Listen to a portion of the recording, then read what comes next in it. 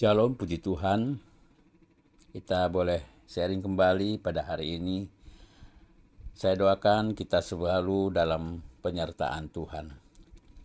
Hari ini ada cukup banyak orang Kristen yang dengan bibirnya, mulutnya berdoa memanggil Bapa di surga atau percaya di otaknya bahwa Bapa di surga pasti akan memeliharanya. Namun dalam praktiknya mereka tidak rela, tidak siap, dan tidak mau, tidak berani menyerahkan seluruh aspek hidupnya mereka kepada tangan pemeliharaan Bapa di surga. Permisi tanya, bagaimana dengan diri Anda? Apakah Anda sudah percaya kepada Yesus Kristus sebagai Tuhan dan Juru Selamatmu? Bila belum, lakukanlah sekarang. Akuilah dosamu dan terimalah pengorbanan Kristus di salib yang menggantikan hukum dosamu. Lalu undanglah Dia masuk dalam seluruh hidupmu, maka Anda akan diselamatkan. Diberi pengampunan dosa dan jaminan hidup yang kekal. Bila Anda berkata, "Saya sudah percaya dan menerima Kristus," saya ucapkan selamat. Tapi janganlah Anda percaya dengan bibir, mulut saja, atau dengan otak saja, tapi percayakanlah dirimu sepenuhnya kepada Tuhan Yesus Kristus, baik itu pikiranmu, perasaanmu, rencana-rencanamu, prinsip hidupmu, sikap hidupmu, perkataan dan perbuatanmu. Sebelum Anda melangkah, sedang melangkah, dan akan melangkah, libatkan Kristus Yesus dan minta Dia yang memimpin dan mengemudikan hidupmu, maka Anda akan sukses merajut hari esok. Sehari demi sehari, terus dan terus hingga akhir hidup Anda, bahkan sampai bertemu Kristus di surga kelak.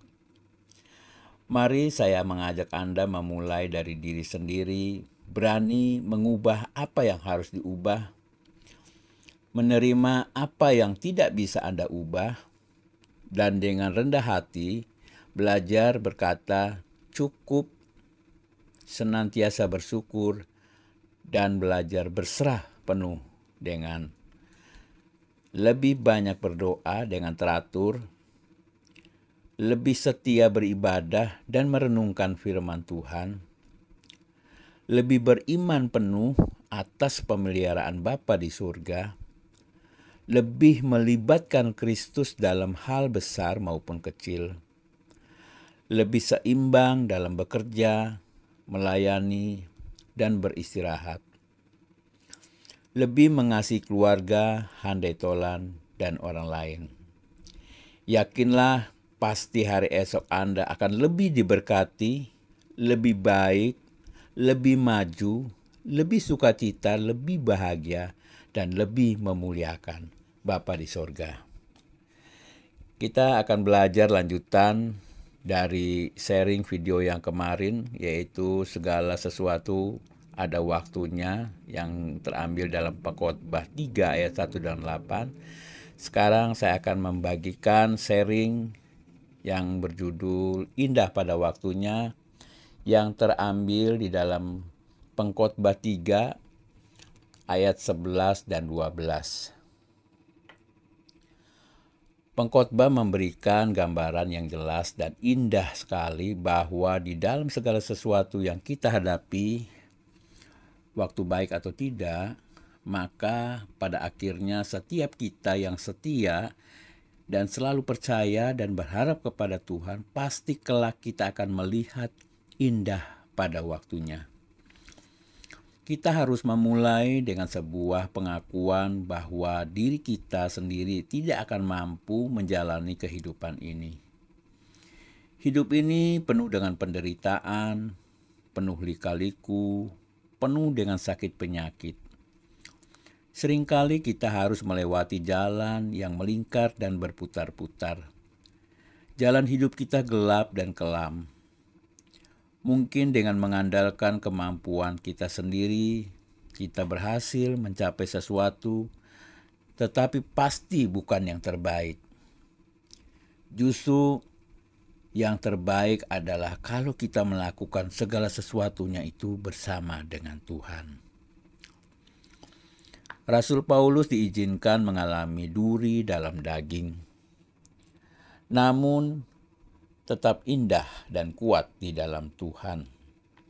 Kalau kita melihat tokoh Ayub ketika mengalami pencobaan dari si jahat yang iri hatinya kepadanya, justru Ayub akhirnya timbul seperti emas. Kalau kita membaca di dalam Ayub 23 ayat 10. Jangan lupa iblis akan merongrong kehidupan kita. Banyak orang yang dibuat oleh iblis karena dia adalah pembohong dan penggoda. Kita harus bisa mengalahkan iblis dengan kekuatan dan kuasa Tuhan Yesus Kristus. Iblis seringkali memanipulasi keadaan sehingga sesuatu yang biasa-biasa dibuat menjadi hal yang tidak memuaskan. Hal yang sepele digoda oleh iblis menjadi masalah yang besar. Kita menjadi tidak puas, tidak mampu, tidak beruntung.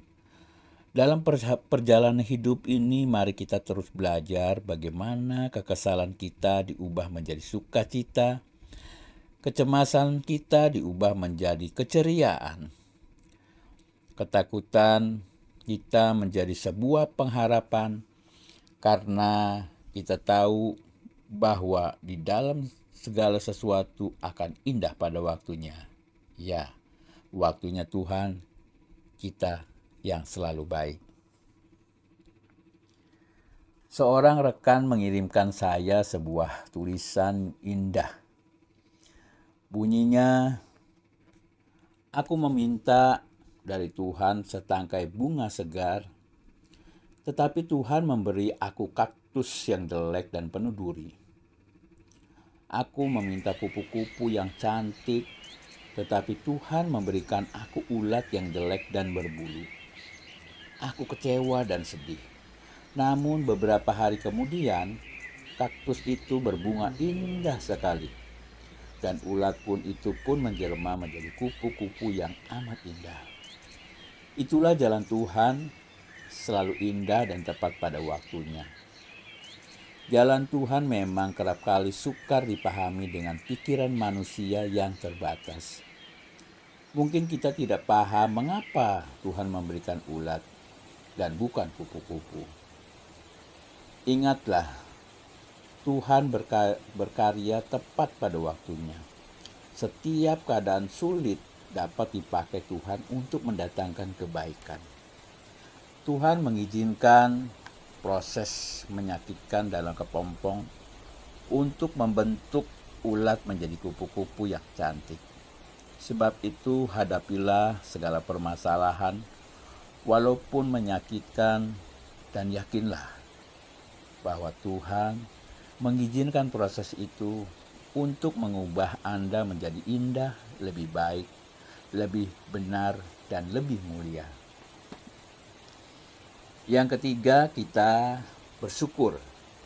Ya, kita akan membaca nanti di dalam Pengkhotbah 3 ayat 13. Hal yang terpenting adalah kita harus selalu ada bersama Tuhan dalam setiap langkah demi langkah kehidupan kita. Kita bersyukur atas apa yang sudah kita jalani di hari-hari yang lalu. Segala berkat yang kita terima seharusnya membuat kita berkata, haleluya, puji Tuhan.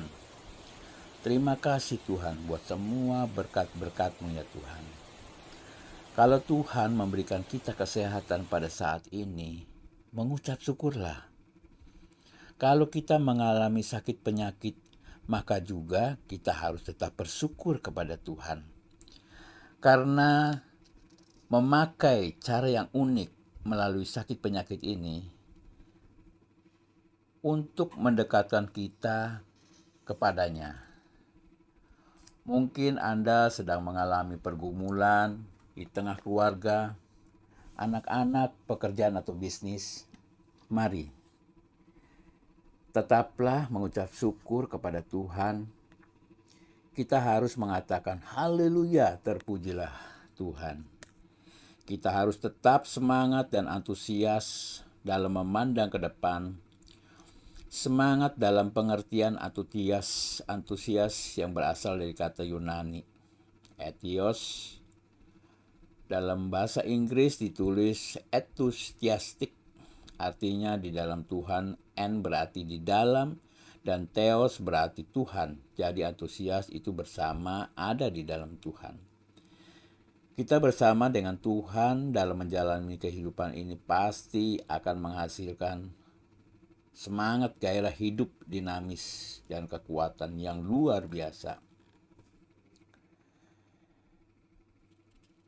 Yang keempat, takut akan Tuhan, yaitu di dalam Pengkhotbah 3 ayat 14.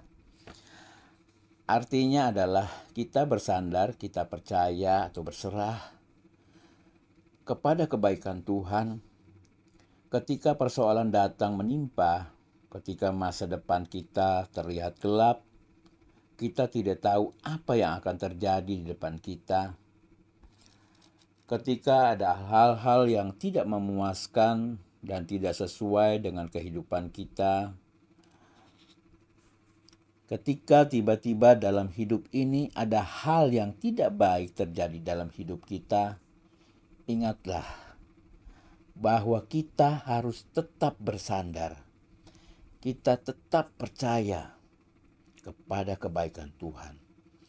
Sebab Tuhan akan jadikan segala sesuatu indah pada waktunya, sesuai dengan hikmat-Nya, kuasa-Nya, dan kasih-Nya yang ajaib. Mudah-mudahan dengan kita merenungkan rencana Tuhan yang mulia dalam kehidupan kita, dalam rencananya yang sempurna itu, kita yang tidak sempurna akan diubah dan dibentuk menjadi bencana bagi kemuliaan-Nya. Terima kasih, puji nama Tuhan. Terima kasih atas waktunya dalam berbagi sharing. Mudah-mudahan menjadi berkat buat kita semua. Selamat melayani.